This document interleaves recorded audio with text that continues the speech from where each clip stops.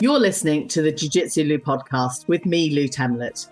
I'm guessing you're having a good day because either you've been on the mat, are considering getting on the mats, or maybe taking your competitive self to train. I'm so happy you're here listening or watching this episode. Please don't tap out before the end. When you want to compete at an international level, start training Jiu Jitsu. I'd like to welcome Olivia Marlow and her mum, Kayley, to my podcast. Hello, both of you. Hey. Hiya. Lovely to have you here. And I'm really pleased that we're able to speak on this podcast, Olivia, having met you at Enyo6 last week. Tell me about that experience. I mean, not about meeting me, about taking part in Enyo6. Yeah. It was really nice to go back because obviously I was on Enyo3. I just love going to like comps where there's loads of like women because it's just such a nice like environment to be in, especially for obviously a young like competitive woman. But yeah, I really enjoyed it, and obviously it didn't go my way, but it was nice like meeting a new opponent, and obviously yeah, it was good. Thank you for that.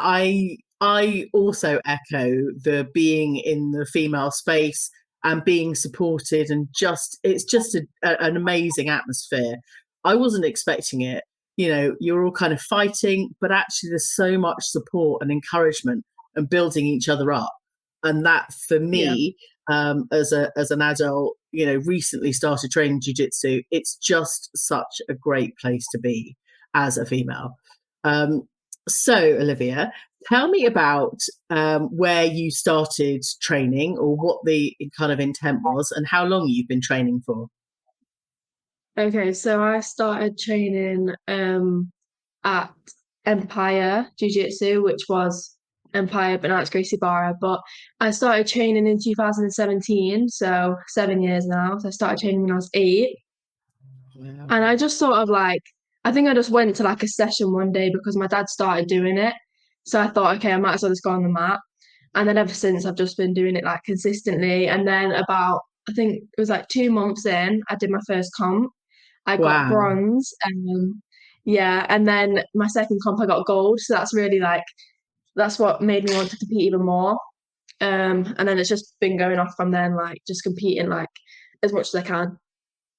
That's fantastic. I know, you know, if any of you listening haven't attempted a competition, you know, it's one of those things that I have been told it's a good thing to go and try out. Some of us like it, some of us love it, some of us it's not for us.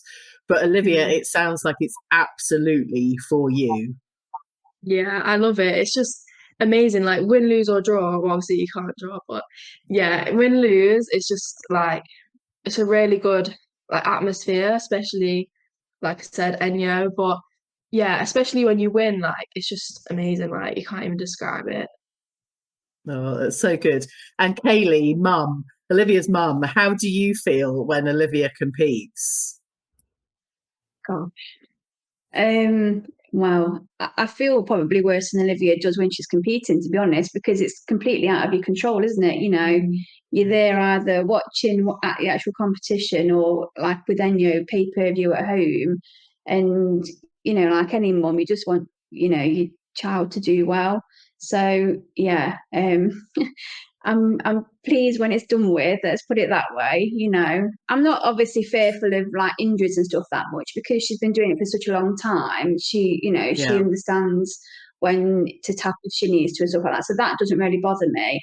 It's just, I think, you know, if you've trained so hard for a competition, it doesn't go your way for whatever reason. It's just a bit, you know, gutting afterwards, isn't it? So it's just about building yourself back up if you don't get that win, I think, and moving on to the next one. Yeah, absolutely. And I echo as a parent, you know, I've seen one of my children compete and, you know, the match was over really quickly. And it's just heartbreaking to see their emotions, you know, certainly their first competition maybe. And it just is kind of that build up, isn't it? And then, you kind of want to do your best as a parent to support them and nurture them so much, but there's a time and a place where they can stand on their own feet as well. Yeah, definitely. Oh, so you've been training 7 years, Olivia. Thank you, Kayley. I know you weren't necessarily expecting to speak on this episode, but I really appreciate you supporting Olivia in all the ways you do. So, Olivia, you've been training for 7 years. Now, tell me how many competitions you've actually taken part in. I don't know. I couldn't really count them. I probably would have to like count all my medals, but I'd say like definitely over 20. But probably like 40 or something. Yeah. It's really hard though for like young girls especially, because there's just not enough like competing like girls out there, so you hardly ever get matches. So it's like you have to go up weights and like ages, which is not good at all. Like I remember my like biggest weight I've gone up to was like 75s, and I was like 53, so it was massive. I ended up like just coming short off the win because I just couldn't like deal with it. But obviously I go up to absolutes, but it's just different. Like, so obviously I'm paying for the category, and then it's like I want a fair match sort of thing. But it's really hard to get matches. I think a lot of like young women and even women would tell you that as well, because like I said, there's just not many. Yeah. I agree. I mean, this is one of the reasons for me starting this podcast, to encourage more women and girls to start training jiu-jitsu. When you want to compete, we're so competitive, at school or other clubs, and actually you want to feel that level of success and drive forwards, and competitions is one of those measures. And it takes a lot of bravery to put yourself in for competitions. I've now got a couple of refunds because I haven't had a competitor. So I'm hoping this year to actually get a match. But we will see. I'm very mindful of, going down categories. Mum, you'll relate to this. I'm a Masters 4 in the super heavy at the moment. I'm not going to get any younger. I might get slightly less weight. But the kind of further up, and I know, many women and girls in the US, there seem to be, the perception is that there are so many more competitors. Now, I know that you have a goal, an aspiration to compete internationally. Tell me where that's coming from, Olivia.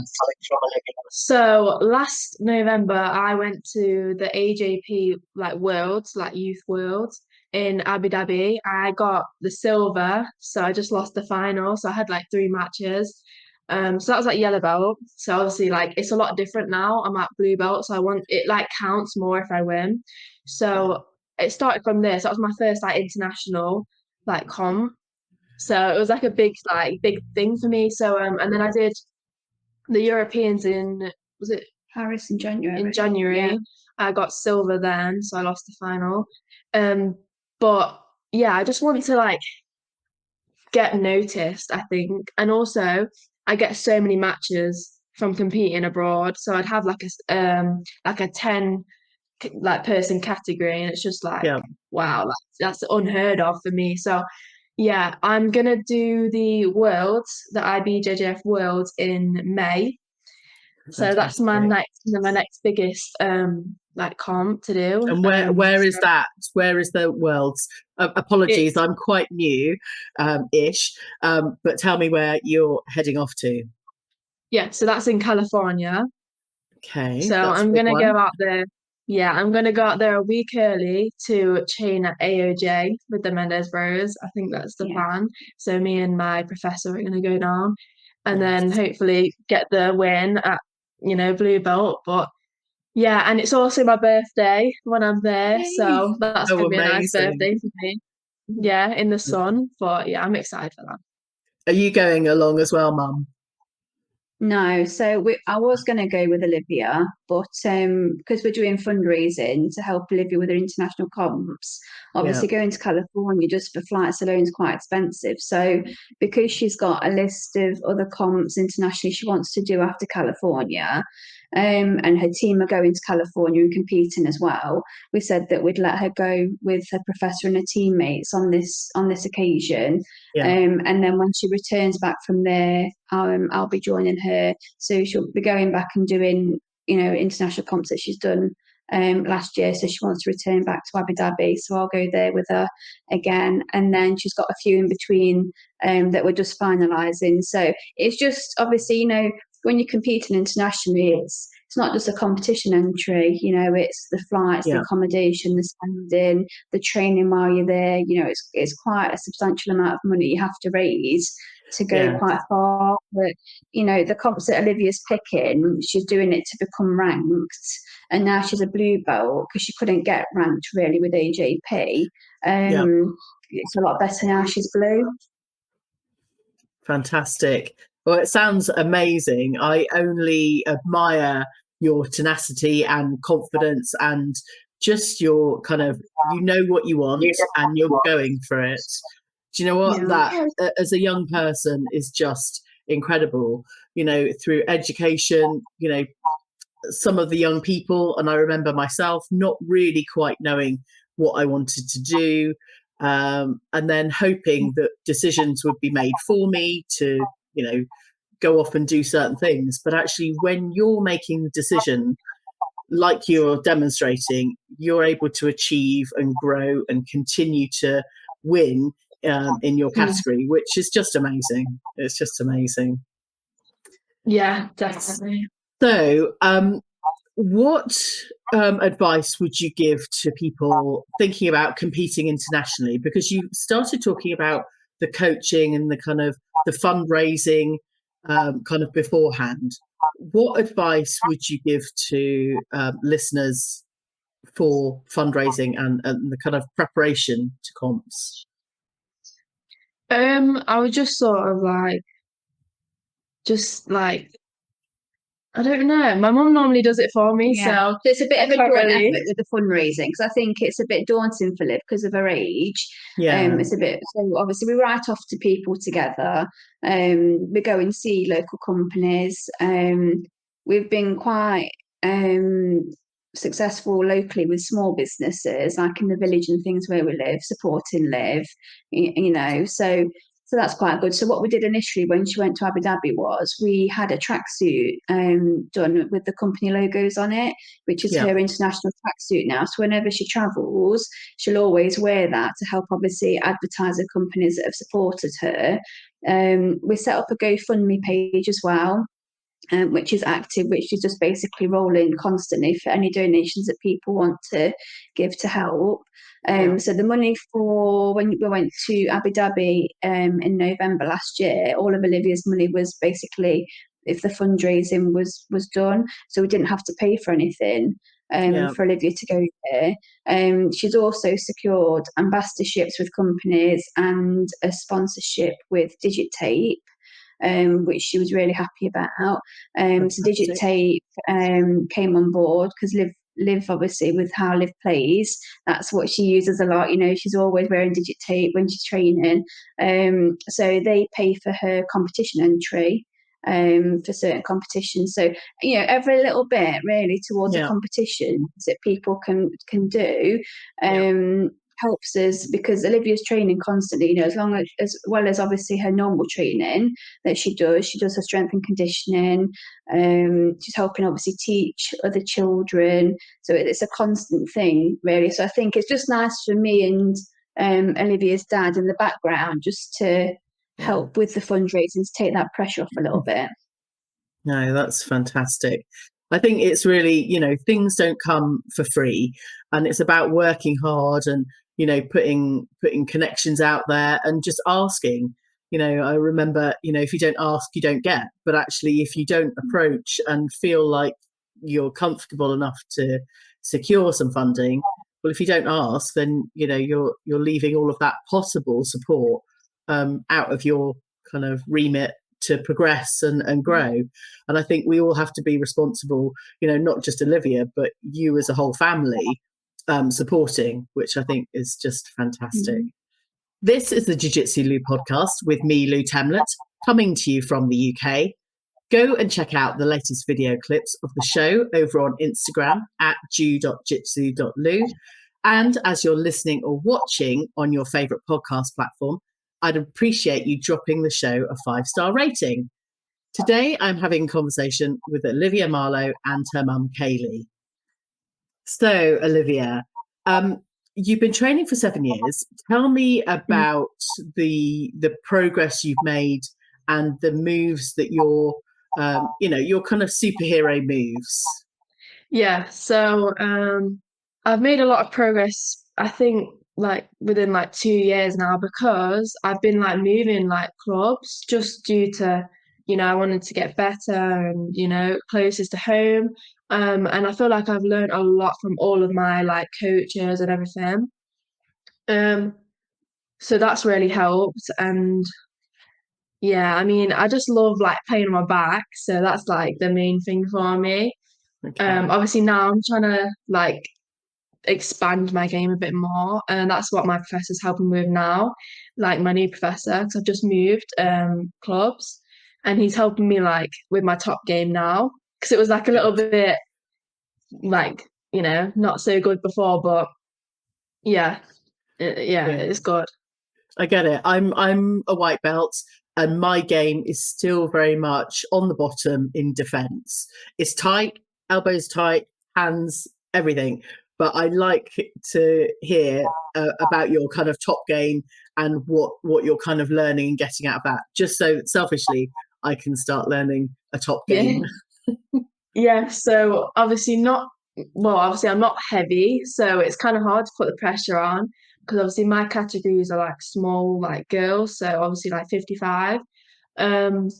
So like it's mainly us. We both like just pull guard. Have you seen at the weekend like at Enyo? We just double guard pulled, and that's mainly like all my comps. But then I went to Europeans and I pulled guard, and this girl just like pressure passed me, and I was like, what just happened? Because I just imagined like them not to do that. So my game was like a little bit not as good there, but now I've like learned from that. I've started not pulling guard as much in training. Obviously, I will still do it in comp, because obviously that's my A game.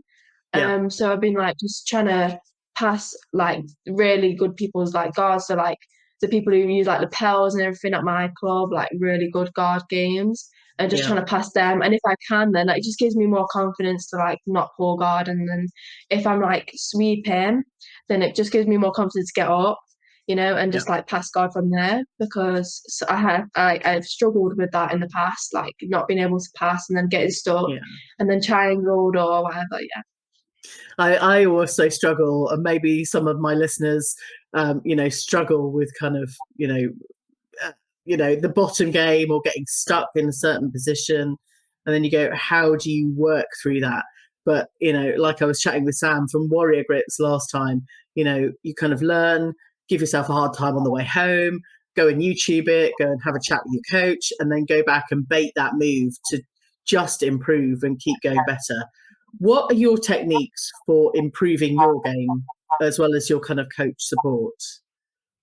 I mean, I'm not really sure. Like, I just like, obviously, like I've said before, I'm small, so it's hard to like do a lot of stuff in class, because there's mainly men and they're quite big. Like, not obviously, they're just like bigger than me, like taller and everything. It's just hard to get past like long legs and all this. So I think it's just kind of like adapting to that, like definitely adapting to the strengths as well, because if I go to comp and I've been training with like say 80 kg man who's like working bottom game, like really strong with the grips, then when I go to comp it'd be easier, because obviously they're not 80 kg and they're not as strong like most of the time. So definitely just adapting to like training partners. So what I'm hearing is it's good to train and kind of practice with kind of people that are higher up your rank level, maybe heavier, different body types and all sorts. I also Definitely. struggle with anyone with long legs. I have a long body and short legs, and keeping guard is my challenge. But I'm working on the sweeps and takedowns. Yeah. So you're mostly a guard player, but Yeah. do you have any great takedowns that you might use? No, I don't take down like at all. I hate it with a passion. Like it's just I've never done it. Like now saying that, I've been trying to do it in training, like I said, at comp classes, I've been just like drilling and drilling, like Yeah, single legs, like just sequences that will yeah, help me. Because obviously when you're taking down, you normally end up in guard, like most of the time, or if you're yeah, lucky, then you'll end up inside shot or whatever. But then that adds on to the guard passing, like I said, like I need to work yeah, on. So yeah, I've been yeah, trying, but it's just I'm not confident with it at all. Like I can do like the hip throws and stuff, but not yeah. inspiring. Yeah. It's good. I mean, we've all got areas to kind of work on, and I think working on one thing at a time is just great. Um, Yeah. so, your next competition, is that the Worlds? Is that kind of the next No, one in so the? no, so that's the next international like big comp. So that's May. But I'm gonna do like loads of little ones before just to get me ready, like to like work on my game plan and stuff. That's definitely a good idea to do. But like I said, it's hard to get matches, so I have to Yeah, literally message everyone. Like, I get quite a lot of messages just asking like whether I'm going to enter and everything, but then I'm like, no, it's too far, or there's only one yeah, person. I'm not going to Scotland for one person or whatever. Like I would, but it's just the expenses. yeah, But yeah, I'm doing a lot of little ones. Like I'm trying to do like all the grappling industries because they can like move me up to adult. Because most yeah, comps don't move me up because I'm 15 and you have to be either 16 or 18. So it's a bit of a yeah, tough situation at the minute. Yeah. yeah. So And what has been the best kind of feeling, the best success of your 7-year career so far? What's been the best moment? um, I think probably Abu Dhabi. Yeah, because I went in thinking I wasn't gonna win because I had done like hardly any training before because I think I had an injury. So I went in like, and obviously we couldn't really cancel all the flights because of the expense and like we'd already booked all of it. So I went in and I won my first match and I was like proper proud of myself. And then I won my second match and I was really proud. But then on the final, I remember the ref like called this submission that wasn't It even was safeguarding you, weren't it? Sub wasn't even on there. You stopped it, which was really annoying actually, because you were just countering it at the time, and then you stopped the match. I was winning, but then I didn't get caught, but the ref saw it as that. So, but I was still really happy with my performance, and obviously being in Abu Dhabi, it was just amazing because the actual country is just like really nice to just Yeah, go and just relax. Like we had a few days like before where we just relaxed, like just on the beach, and then we was with like a friend, so that I trained with. So that was even better. And then he competed, so I was coaching him, and we just got to like, and obviously there was loads of famous people there, so we just got to meet everyone. So it was really oh, nice. that's so Yeah. good. And have you made lots of international connections from going to these competitions? Yeah, definitely. Like all my opponents and stuff, we all have each other on Instagram, and I'm always like competing against them now because like they live in America and like other places. So when I go to Worlds, I'm probably gonna have all of them in my category, which is nice because obviously we're all friendly. Like Yeah, like there's no tension between us because we've competed against each other. Like it's all like friends.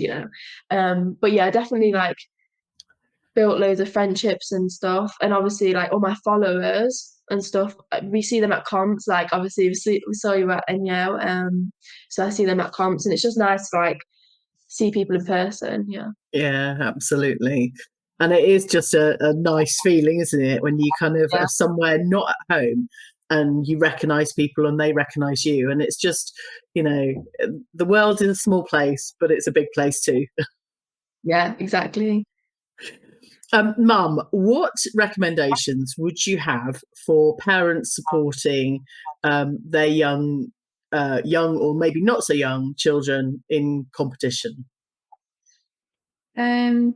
I think you've got to obviously look at the build up before the competition, not just obviously while you're at the competition. So making sure they've got enough training. Like Olivia does sort of 4 classes a week at her new club, as well as 3 classes strength and conditioning, plus additional she does the teaching. So a lot of Olivia's spare time is given up dedicated to the sport. So I think you've got to be committed, and have the drive to do that.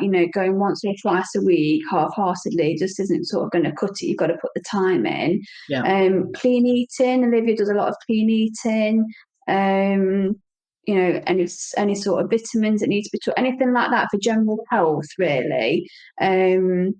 Making sure that obviously she's happy, mental health is good. With a lot of training, it takes a lot of, every now and again, like Liv's has just had a bit of a break. You need to have a bit of time away from it.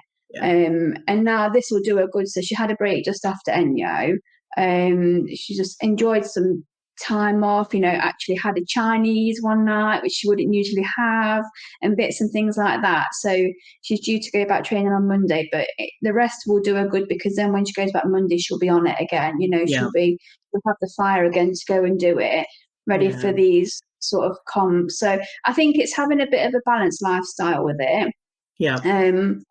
You're not always going to get the outcome you want out of these competitions. So it's just being there for your children afterwards and saying, maybe it didn't go the way you wanted to, but on a plus, you've come this far, you're in this other country, you're experiencing obviously the culture, and, not a lot of 15-year-olds could say, I couldn't say when I was 15 that I was given the opportunity to travel.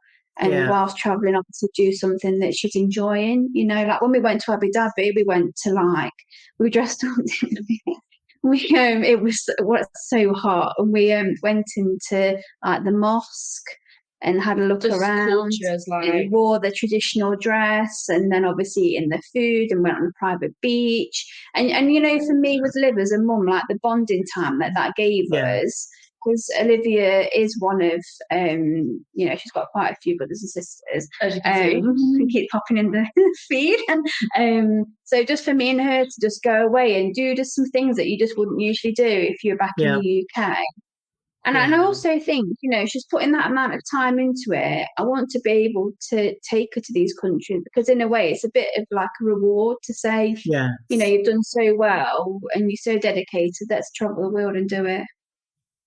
It's amazing. I only, strive to be able to take my children, should they want to continue competing. But what an amazing kind of community to take and kind of connect with around the world. You often go on, holidays or whatever, and you're isolated as a family. And whilst you're kind of connecting with other people, competing in jiu-jitsu just gives you a massive international community, and I can completely see the benefit of being involved with all safe, of that. It's like a big family. It's really safe. Even like when we went to Abu Dhabi, the arena was like, it was amazing. It's nothing you've ever seen in the UK. Like there's no expense spared. It was brilliant. And and everyone's total strangers just speaking to you, and with other sports you wouldn't really get that, I don't think. And I think the other weekend, like before Enyo, I did a grappling industries, and I went up to adults, so I was fighting women for the first time. And I remember I was on this knee bar, I think, or a toe hold, I don't know. It was like black belt rules there. And this guy was like just coaching me, and I was just looking up at him, and I'm like, who even are you? You know what I mean? And then after he came over and he was like, oh my God, like you did really good. And I was like, okay, thank you for like the tips and everything, because it actually did help. And that's really nice, because you just have like random people coming up to you like, well done, or how did you do this? How did you do that? Or giving you pointers or whatever. So it's really nice. And it's supportive. Yeah. It's fantastic. I've got chills, because it's so nice to hear positive stories out the back of Brazilian Jiu Jitsu and the community, and now even more so the international kind of community, which is just amazing. Thank you for that, Kayley. Olivia, do you have any recommendations for any young women wanting to compete at an international level? From your perspective, what would you say to them? I'd just say just be consistent, because consistency is key. Like, quality over quantity. Like, just train as much as you can. Like, and just stick at it. And even if you don't have a match, like a comps, just look at other comps. Like, there's loads of comps. Even if you have to travel, like, it's worth it. And just get the mat time. And also, I'd say a massive thing is to cross train. Like, definitely go to like different women's open mats. Yeah. Enyo do a lot of open mats. Like, I've been to quite a few. There's loads of women. It's really nice because there's loads of small women. We're all just like different shapes, sizes. So it's really good to like spar with different bodies like all the time. But yeah, I'd just say just compete. Like, even if you feel like you're not ready, just do it, because then you can just get ready for the next one. Fantastic. I love it. And Olivia, what is your, if everything else kind of goes aside, obviously you're still in education, but what one thing do you want to achieve this year? This year, definitely getting that world champion. Like, I definitely want to win it, the world. So yeah, that's my goal. Good. Just winning that. Yeah. Fantastic. Yeah, that's about it. I'm so grateful to have you on. How can people get hold of you, Olivia, or follow your journey at least and support you? I have an Instagram. That's like basically the only thing that I'm on. So just follow my Instagram. You can always message me or whatever. It'd be really nice just to have, like, more Fabulous. people. I will add your Instagram handle in the show notes. And you mentioned, Mum, that there's also a GoFundMe.